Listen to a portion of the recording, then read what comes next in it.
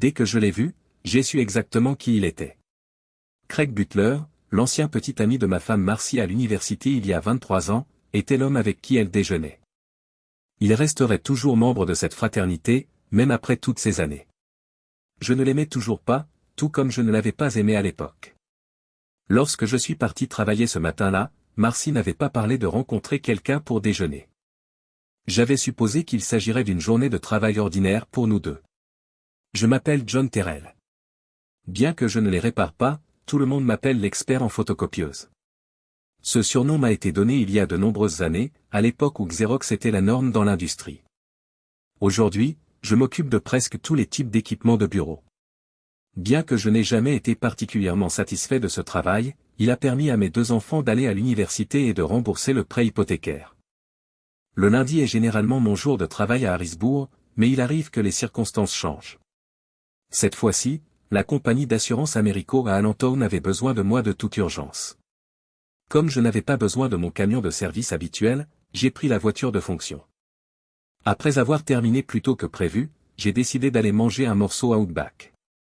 Marcy n'a pas remarqué mes allées et venues. J'ai attendu qu'il parte après avoir repéré sa Mustang jaune dans le parking. Il était facile de les suivre, car la voiture blanche de la société passait inaperçue. Le ranch où elles sont arrivées était modeste. Marcy s'est garé dans la rue devant la maison, tandis qu'il a rentré sa BMW dans le garage. Ils sont sortis de leur voiture et sont restés quelques minutes à discuter devant la maison. Elle riait et souriait, secouant parfois la tête comme si elle rejetait quelque chose qu'il disait. J'avais une vue dégagée de l'endroit où j'étais garé, à mi-chemin dans la rue.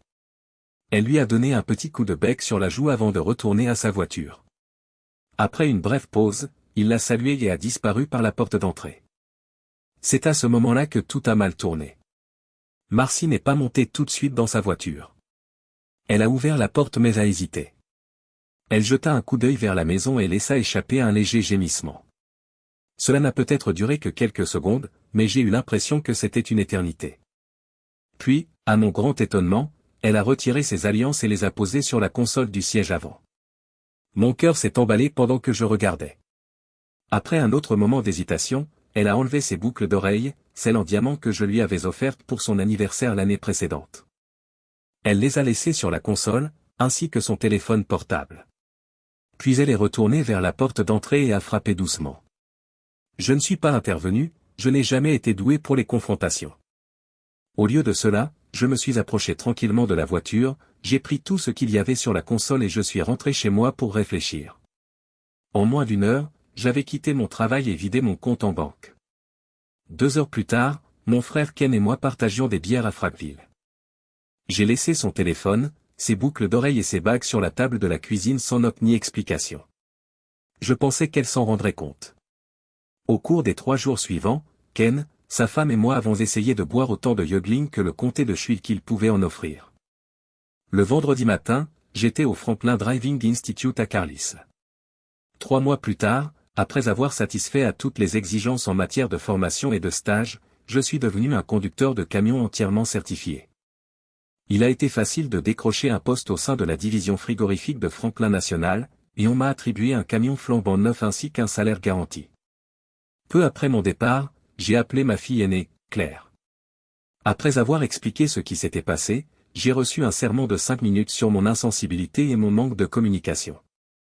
Depuis, je n'ai parlé à aucune de mes filles. J'ai acheté un nouveau téléphone et j'ai tourné la page. Je ne vous ennuierai pas avec les détails complexes du transport routier inter-État. C'était épuisant, grâce aux politiques des entreprises et aux réglementations gouvernementales. Mais j'ai tenu bon. Même si je me sentais un peu seul, j'étais satisfait. Au cours des 2 années suivantes, j'ai réussi à économiser la majeure partie de mes revenus. Je n'avais pas beaucoup de dépenses ni de désirs. J'ai rendu visite à mon frère à quelques reprises, mais je n'y ai jamais passé la nuit. Il n'a jamais eu de nouvelles de Marcy et n'avait aucune idée de l'endroit où elle se trouvait. J'ai rapidement appris à tirer le meilleur parti de mon temps sur la route. J'ai profité de diverses commodités, gymnases, douches et laveries automatiques, qui m'ont rendu la vie un peu plus facile. Puis, à Enid, dans l'Oklahoma, j'ai rencontré Norma Langford. Elle jurait en essayant d'acheter de l'essence avec une carte de crédit cassée. Lorsque j'ai poliment proposé mon aide, elle m'a crié de me taire et d'aller au diable. 10 minutes plus tard, alors que je mangeais un sandwich au filet de poulet, elle est apparue à ma table. Je suis désolé de m'être comportée comme une idiote, dit-elle. Tu ne devrais pas t'en prendre à toi-même ou à quelqu'un d'autre parce que les choses ne vont pas bien en ce moment. J'ai simplement hoché la tête, en l'étudiant. Je m'appelle Norma. Norma Jean Langford. À contre-séhure, j'ai serré sa main tendue. Je lui ai répondu, John. Après quelques minutes, elle a repris la parole. Là-bas, dehors, tu as proposé ton aide. En fait, j'aurais bien besoin d'un peu d'aide. L'accord tient-il toujours? De quoi avez-vous besoin? Voulez-vous $2 pour acheter un de ces burritos au micro-ondes? J'ai fait glisser un billet de $10 sur la table. Voilà. Va te chercher quelque chose de bon au comptoir de Chick-fil-A. Sans hésiter, elle a pris le billet et s'est dirigée vers le comptoir.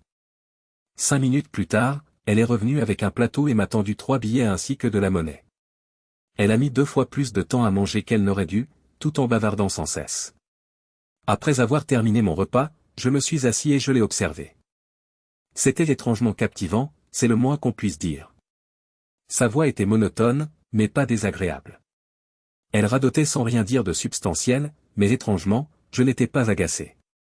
En fait, c'était tout le contraire. Les serveuses étaient les seules femmes à qui j'avais parlé au cours des 3 dernières années. Les choses absurdes qu'elle disait me faisaient sourire. Lorsqu'elle eut terminé, elle nettoya la table et emporta son plateau avec le mien. « Où vas-tu, John ?» « Provo. »« Bien, je vois. Je peux me joindre à vous ? Comment se porte votre véhicule ? » Un rapide coup d'œil m'a indiqué qu'il était toujours à la station-service. « Ça ne marchera pas, ai-je dit. Il ne fonctionnera pas sans essence. » Elle n'a pas répondu. Finalement, je me suis levé et j'ai marché jusqu'à mon pick-up. Comme si j'avais exaucé son souhait, Norma Jean m'a suivi. Elle a sauté dans la camionnette quand j'ai ouvert la porte du passager. Elle n'avait pas de vêtements ni d'effets personnels sur elle. Je n'ai aucune idée de ce qu'il est advenu de la voiture abandonnée. Plus tard dans la journée, nous sommes allés dans un centre commercial et je lui ai acheté quelques articles, sans trop savoir pourquoi. Des sous-vêtements, des jeans, des chemises et une paire de chaussures confortables. C'était bien d'avoir quelqu'un à qui parler. Ou plutôt, à écouter. Je n'ai jamais été proche de Norma Jean, et nous n'avons jamais eu de relation physique. Dès le départ, notre relation a été purement platonique. Elle n'a pas donné beaucoup de détails lorsqu'elle a évoqué le décès de son mari. Ses parents étaient retraités et vivaient en Floride, et elle n'avait pas d'enfants. Elle a semblé sincèrement intéressée lorsque je lui ai parlé de ma situation avec Marcy. Je conduisais et Norma Jean dormait.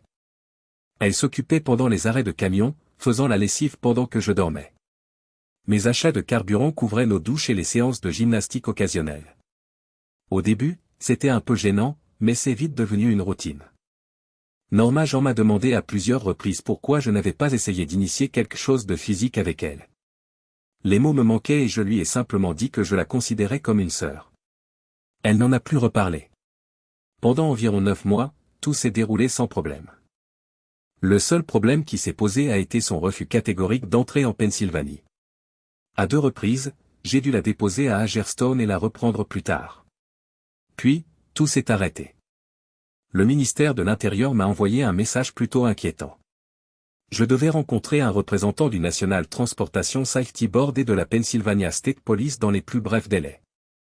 Norma j'en étais pas contente. Elle ne m'avait pas parlé pendant des heures avant que je ne la dépose dans un endroit à Hagerstown. J'ai promis de revenir la chercher le lendemain. Voici Bill Fritz, du National Transportation Safety Board, et je suis le détective Naranja, de la Pennsylvania State Police. Monsieur Terrell, se sont-ils présentés, comme si j'étais censé comprendre ce que cela signifiait. Nous étions dans l'un des bureaux du siège de Franklin. On se serait cru dans un interrogatoire de police. Connaissez-vous cette femme, monsieur Terrell? Naranja fait glisser une photo de Norma Jean sur la table. Oui, c'est Norma Jean. C'est ma partenaire. Je suis avec elle depuis plus de 9 mois. Pourquoi cette question? Que savez-vous d'elle? Juste ce qu'elle m'a dit. Son mari est décédé. Ses parents sont retraités en Floride et elle n'a pas d'enfant. Elle parle beaucoup mais ne dit pas grand-chose, si vous voyez ce que je veux dire. Avez-vous remarqué quelque chose d'inhabituel chez elle? Oui, en fait. Elle déteste la mayonnaise. Elle ne supporte pas la musique country ou western. Elle adore les glaces au beurre et aux noix de pécan. Nous voulons dire en termes de comportement, a ajouté Bill Fritz. Elle refuse d'aller en Pennsylvanie. Chaque fois que j'ai un travail qui m'amène là-bas, elle insiste pour que je la dépose quelque part et que je la reprenne plus tard. Que voulez-vous dire par là? Exactement ce que j'ai dit. L'un d'entre vous pourrait-il me dire pourquoi je suis ici et ce que vous essayez de faire? Je ne veux pas mettre mon ami Norma Jean dans l'embarras, surtout quand je ne sais même pas ce qui se passe. Où est-elle maintenant? Bill Fritz se rapproche. Je n'en suis pas sûr. Je l'ai déposée chez les Love à Hagerstown. Fitz quitte immédiatement la pièce. Naranja me tend une tasse de café. Norma Jean est soupçonnée d'avoir tué 6 personnes. 5 d'entre elles étaient des chauffeurs de camions. Son mari était le premier. Nous ne comprenons pas pourquoi vous êtes encore en vie. Foutaise. C'est vrai, monsieur Terrell. Il a fallu du temps pour relier tous les points, mais nous l'avons fait. Tous les 6 sont morts peu de temps après avoir eu des rapports sexuels avec Norma Jean. Le laboratoire du FBI a recueilli et analysé les données de plus de 100 scènes de crimes potentiels. 6 des cas étaient identiques. Je suis toujours en vie, mais le dénominateur commun était Norma Jean. C'est exact. Et personne n'est mort au cours des 9 derniers mois. Nous ne savons pas pourquoi elle a arrêté de tuer, à part le fait que vous n'avez jamais eu de relation sexuelle avec elle. Comment les a-t-elle tués? Il semble qu'elle leur ait donné des sédatifs ou des somnifères avant de recouvrir leur tête d'un sac poubelle. Elle a même laissé ses empreintes sur les sacs. Tous les 6? Oui, tous les 6. Jusqu'à présent, nous ne connaissons que 6 victimes, mais il pourrait y en avoir d'autres. Bill Fitz est retourné sur les lieux. Elle n'est plus là. Elle est partie, mais plus tôt dans la journée, elle a été filmée par les caméras de sécurité. Vous saviez qu'elle était avec moi, mais comment? Nous avons passé en revue 100 heures de vidéosurveillance des centres de service. Vous apparaissiez sur presque toutes les photos que nous avons pu trouver. Il nous a fallu du temps pour découvrir qui vous étiez, bien sûr. Nous étions inquiets que vous puissiez la voir. Que se passe-t-il ensuite? Vous êtes hors de cause. Au fait, votre femme est impatiente d'avoir de vos nouvelles. Comment l'avez-vous découvert? Au départ, nous avons essayé de vous localiser là-bas. Nous ne savions pas que vous vous étiez séparés. Désolé si nous avons fait une erreur. Au fait, elle et ses parents vivent maintenant à Westchester. Je peux partir? Bien sûr. Mais d'abord, je dois livrer mon chargement. Retourner à Hagerstown serait-il une mauvaise idée? On ne peut pas vous en empêcher, mais vous devriez peut-être y réfléchir à 2 fois. Nous allons la chercher, et si vous voyez ce que je veux dire, vous pourriez nous aider à la trouver. Vous suggérez que je pourrais accidentellement vous mener à elle en la cherchant moi-même? Exactement. Non, je n'ai appelé ni mes filles ni Marcy. J'étais encore un peu amer à propos des émotions de ma fille et de sa liaison. Quand j'ai quitté la Pennsylvanie, je ne suis jamais retourné à Hagerstown. Pour le bien de mon ami, je ne voulais pas prendre le risque, même si j'en avais envie. 3 mois plus tard, l'inspecteur Norona m'a appelé. Je voulais te dire qu'elle a encore frappé, John. Cette fois, c'était en Pennsylvanie. Je suis désolé de l'apprendre. C'était un autre camionneur. Non. Cette fois, c'était un homme ordinaire. Il s'appelait Craig Butler, d'Allentown.